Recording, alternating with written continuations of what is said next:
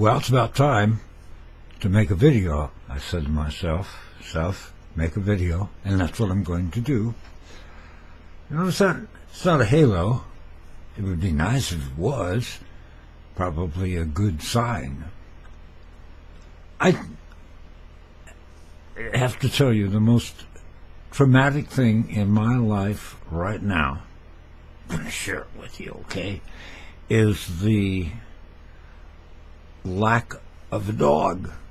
I pay for a dog. I buy its food, and a couple of times a week it comes in and wolfs at me. But it is attached to the people that live here. I pray a lot. I have to admit, when you get right towards the final chapter, you start thinking about all those sins and things. The stories I told that were dramatic, but probably weren't true. And that's very frustrating. So trying to undo all of that. Going to church on a regular basis. Have reconnected with the secular Franciscan order. That's what the cross is about. And I think of the loneliness. No more Emma, my sweet, darling love dog, my pit bull. And I got to thinking, the night she died,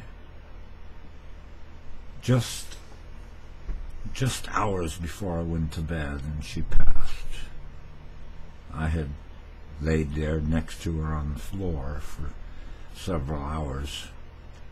A salesman came to the door, and the salesman was there to sell me an alarm system. I already have an alarm system. I don't want another one. And I invited him in the house. Emma, my beloved dog, had not moved. In fact, several times we thought she had left us. Emma struggled to get up and walk over to the man, kind of trembling. At the very end, the dog was trying to protect his master. And now when I pray, I envision a fluffy, white, sweet dog next to me. It's a dog story. May peace be with you. I can't turn it off.